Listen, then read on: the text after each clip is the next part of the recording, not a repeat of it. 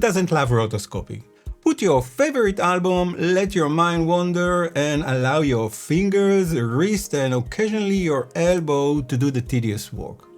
I'm joking, of course. Creating masks and mats is one of compositing's dullest jobs, which makes it perfect task for AI.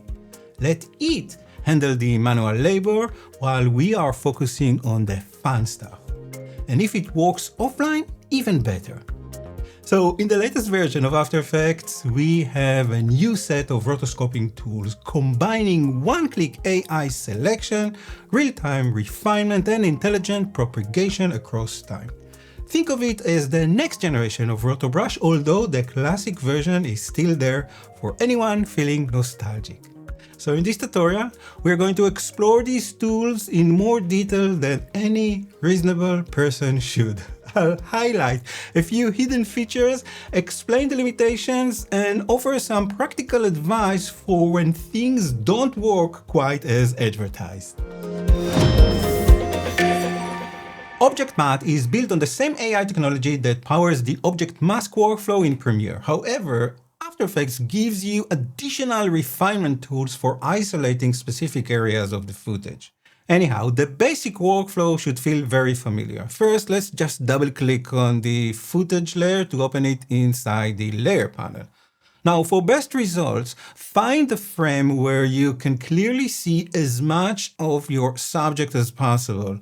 For a person, try to find the frame where all the limbs are visible. For animals, look for the tail as well. The same advice applies to mythological creatures, although your results may vary. Now, click the subject to create the initial selection, and After Effects can then propagate the mat both forwards and backwards throughout the shot. And this works quickly. In many cases, it is fast enough that you may not even need to freeze the result. However, freezing is still an important step for more complicated projects, so we'll return to it shortly. As before, you can switch between the different viewing modes to inspect the mat, or even better, return to the composition panel and then you can see the result in context. If you need to add another object such as the skateboard in this example, simply draw a marquee around it, and to remove something from the selection, hold down the Option on Mac or Alt on Windows while you are selecting it. Now you may need to repeat this process a few times until After Effects recognize all the elements that you want to include. Once you are happy with the result, you can freeze the mat.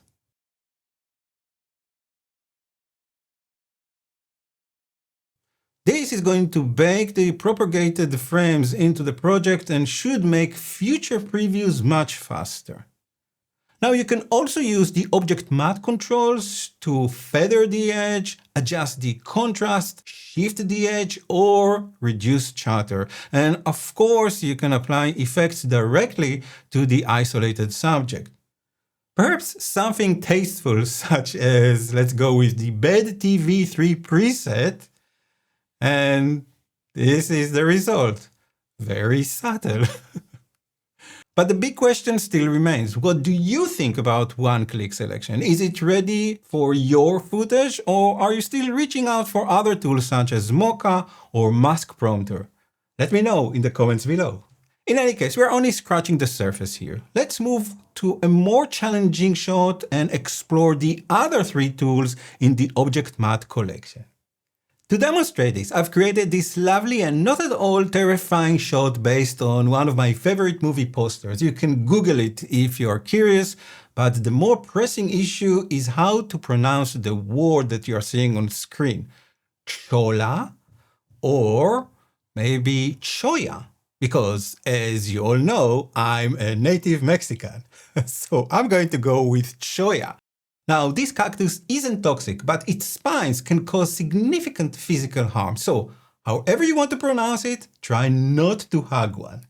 Now, let's make this teaser more interesting by sandwiching the titles and the graphic lines between the cactus shrubs.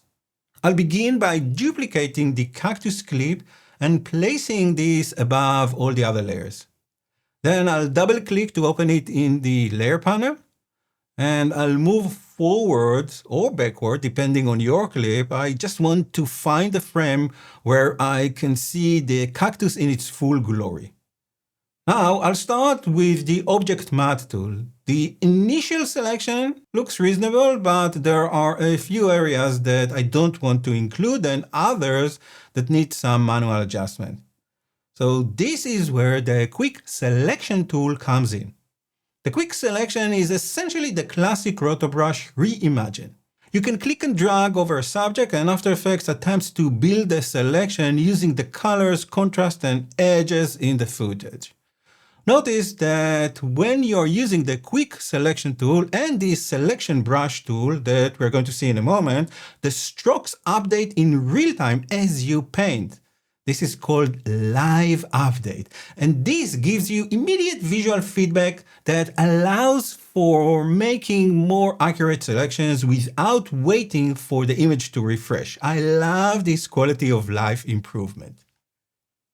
Now, for more precise adjustments, I can switch to the Selection Brush tool, and this tool supports both additive and subtractive strokes with improved cursor feedback. As always, use Command on Mac or Control on Windows to drag and change the brush diameter.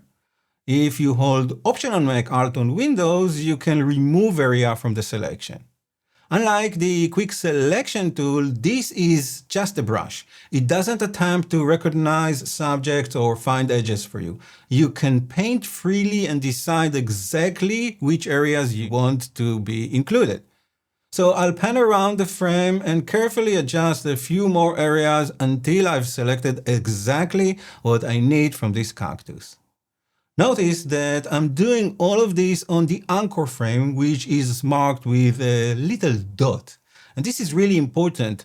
Make sure to complete your main corrections on this anchor frame before beginning the propagation stage. Once I'm happy with the intermediate result, I can press spacebar to start propagating the selection. And once propagation is running, you can also trim the span range, so After Effects only processes the section of the clip you actually need. Now, my biggest complaint here is that I can preview the forward propagation, but once it finishes, I don't always get the same visual feedback. Hey Adobe, please fix this. Still, I can't complain too much because the process is extremely fast. Once it's complete, I can play the shot back in real time directly inside this layer panel. If I'll switch to the composition panel, we can see the result in context. And I must say, it looks impressive, but it's not perfect. There's still some chattering going on, and if I'll zoom into the area overlapping the title, we can see that the edge is rather rough and impolite. This is where the Refine Edge tool becomes super useful. Now, before showing you the Refine Edge tool, I want to draw your attention to another option. Under the Matte category in the Effects and Presets panel, you can apply the Refine Soft Matte effect. This will perform a similar refinement process across the entire alpha channel of the clip. So you can enable View Edge region to preview the area the effect is analyzing and modify it to your need. And you should also test the Decontaminate Edge Colors option. It isn't useful in every situation. In this example, it produces a worse result, so I'll switch it off. Now, notice the difference before and after applying this effect. I think that looks amazing. You can also increase the chatter reduction if necessary, and in many cases, this may be all you need.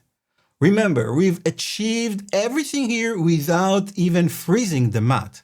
So would you trust the automatic refining matte effects, or would you prefer to paint the problem areas manually?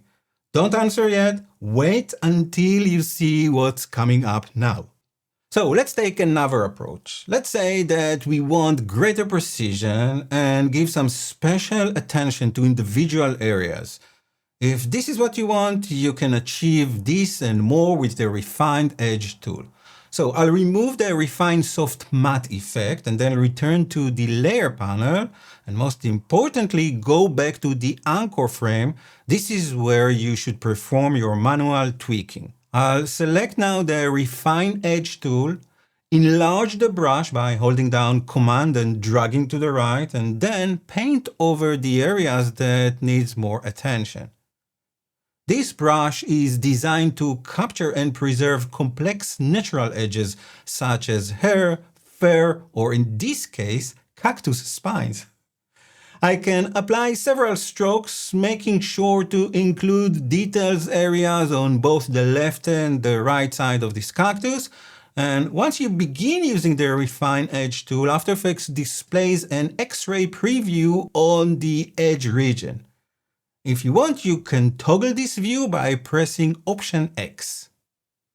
When you're happy with the refinement strokes, preview the layer again to propagate the changes across the remaining frames. This process is noticeably slower, but it may provide the additional accuracy required for difficult edges. Now we can return back to the composition panel and inspect the final result in context. If everything looks good, let's go back to the layer panel and then click on Freeze in order to freeze the matte. After Effects will run through another propagation cycle, but this time it writes the cached frames into the project. From that point onwards, previews and project navigation should feel much faster. Notice the Object Matte and Refine Edge Matte properties remain editable even after freezing. So don't be afraid to adjust the reduce chatter values, as well as experiment with Shift Edge and fine-tune the matte until you achieve the best possible result. And that's it! You now know how to create an AI-generated matte, modifying it using quick selection and the selection brush, then refine complicated details with the Refine Edge tool and use the Refine Soft Matte effect when you want a faster, more automated solution. Now, these tools won't magically solve every shot, but they can remove a significant amount of repetitive work and allow you to focus on the more creative part of compositing. But I'm curious to know, what do you think of Object Matte? Is it finally the rotoscoping tool you've been waiting for, or does it still need more time in the oven? Let me know in the comments below. But now, go ahead and create some wonderful invisible effects, maybe sandwich a few titles behind dangerous plants, and composite your layers like a pro. Thank you so much for watching. My name is Eran. I hope this one will help you with your own work, and as usual, stay hydrated because I have a very dry sense of humor.